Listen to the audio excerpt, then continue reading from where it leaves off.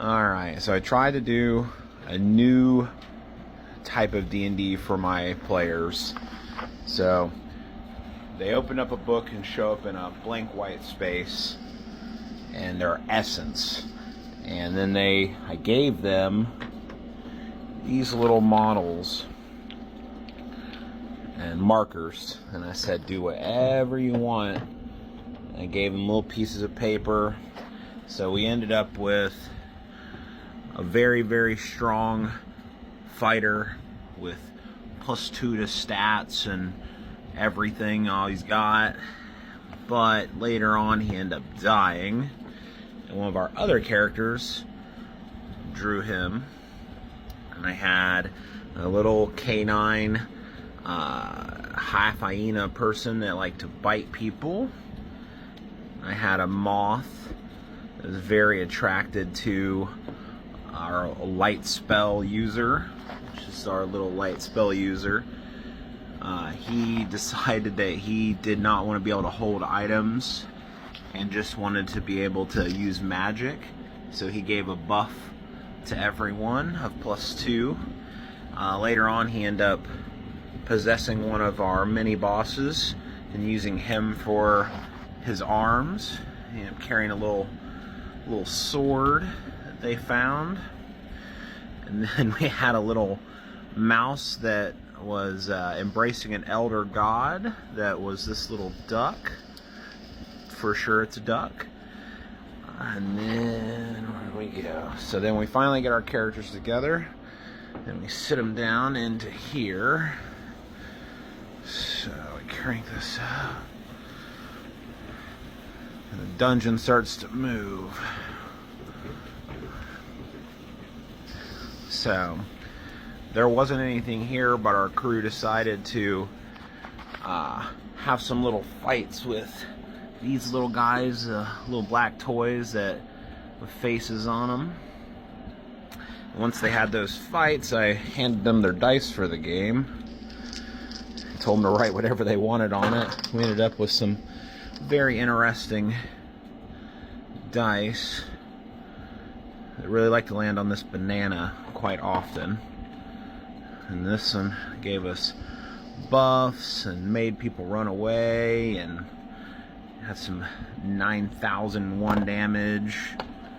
We ended up having hits and super crit,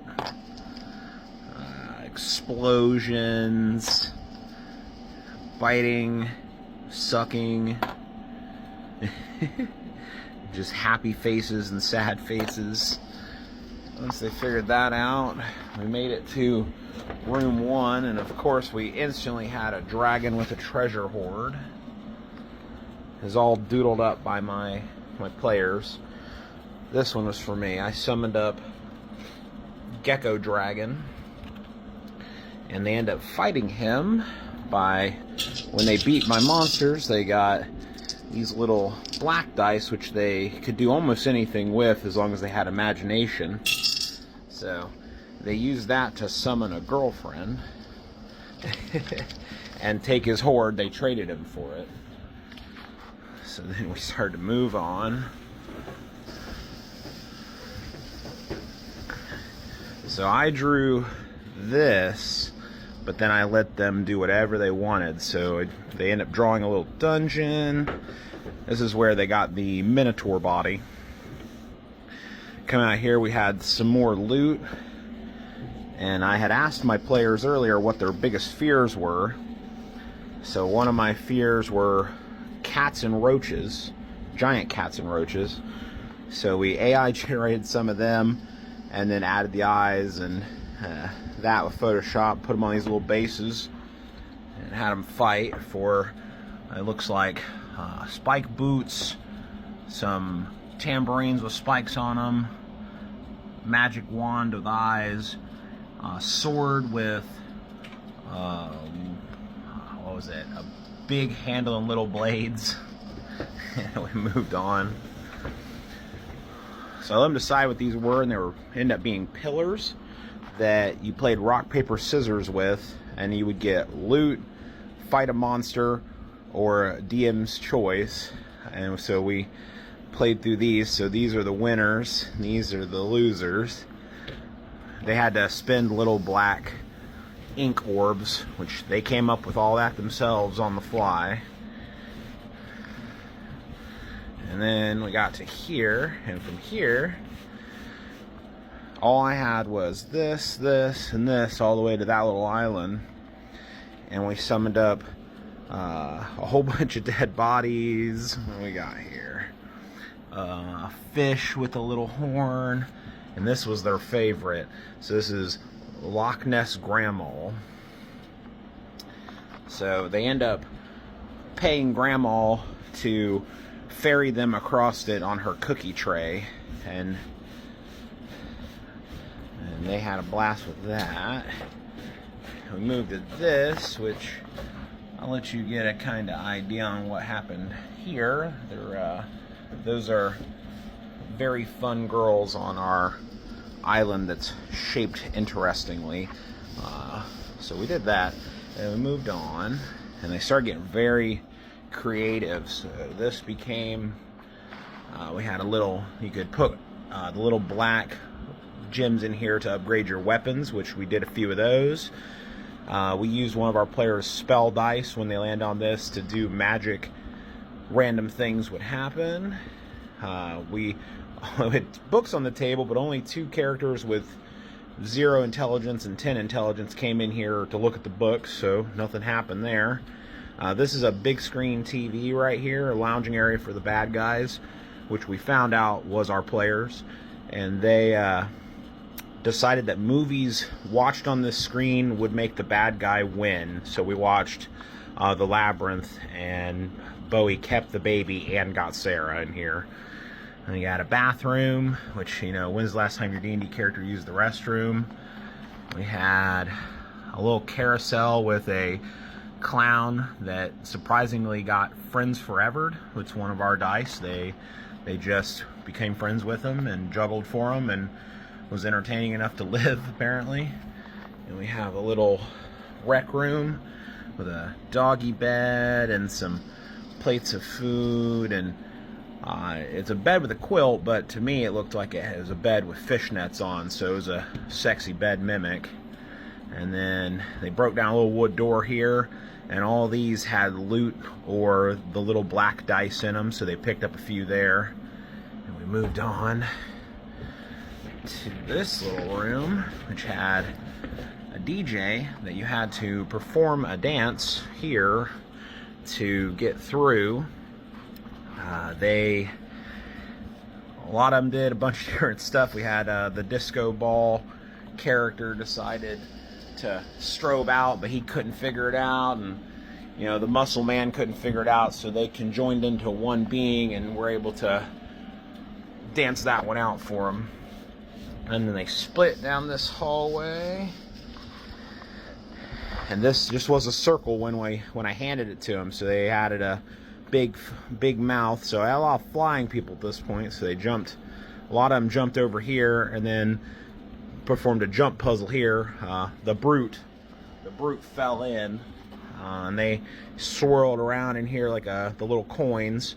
And he tried to grab an axe right here, but he couldn't. The moth had to come save him, and he couldn't save the axe.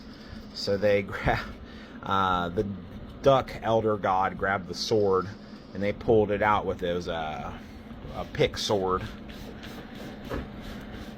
And they moved up through here. There were a couple small boss battles. In this little room, we summoned up the cat, and the cat, and they ended up getting friends forever. And they met this gentleman, which they made him run away, but he wasn't having a good time because stepping on these hurt, so they chased him down. He ended up teleporting away, so maybe he'll be a final boss at a different junction they didn't figure out.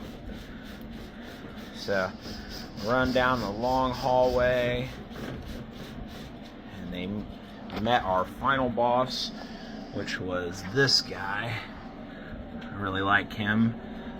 They didn't really name him or anything, but he is a dragon that spits ink, and he summoned up with his powers some of our other fears. So a Heights cat that liked to try to put people in the cage, but he ended up missing most of the time. And then possum skunks, or raccoon, what was it? Skunk porcupine slimes. Those were there. We had some cat lizards with lights in their eyes. We had another big monster, which I don't have shown, but he summoned centipedes. And then we had the witch, or hag, sea hag, that like to take these little guys and resummon that dragon once he ended up dying. Oh yeah, and I have my little plate, my dice rolling tray my wife made for me just for this campaign. So they come into this room and they summon them all in here. And they're having a fight, and one of my players summons Nessie from the old room, and she came in and did a drive-by hit with her cookie tray. End up rolling the crazy dice that had, where's it at? Had explosion on it, so she shattered him into like 20 of these little guys, and then the hag summoned him back after 3 turns, and yeah, they end up trying to fight all the other monsters between friending them and whatnot. We got back to turn 3 and he was resummoned. I was really happy because that one took me a while. And then one of my players, my little wolf, she took one of the black dice and she shoved it in his mouth and erased him. Decided to fill his whole mouth with whiteout. So he exploded, taking half the dungeon with him. And then they made her very sad, using a lot of bananas. Got rid of her. The world ended up going away. They got a big stack of loot. And that's it. I just thought that people might like to see a very interesting dungeon that I had never seen anybody else kind of make, or heard anybody else doing. So, and I wanted to make a video about it because I thought it was very cool.